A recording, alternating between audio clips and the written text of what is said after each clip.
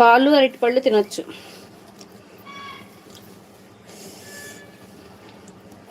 పాలు తాగొచ్చు. నేనైతే ఎట్లా ఉండేదాన్ని నిజం చెప్పిన ఉపవాసం, మా అమ్మ పోట్లాడేది కానీ మంచినీళ్ళు కూడా తాగేదాన్ని కాదు. పెళ్ళికి ముందు అట్లా ఉపవాసం ఉండేదాన్ని.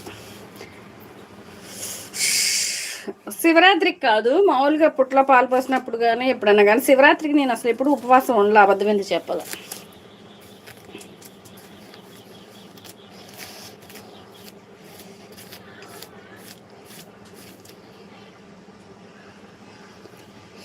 మరి అంత కటిక ఉపవాసం ఉండకూడదంట కృష్ణ. నేను అలానే చేసేదాన్ని కానీ అంత కటిక ఉపవాసం ఉండకూడదంట.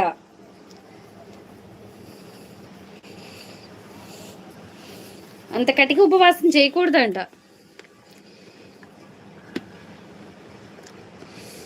ఓమో, మరి రాత్రి నిద్రపోకుండా ఉంటావా మెలుకుతూ? ఉమ్ము కూడా మింగను అక్క.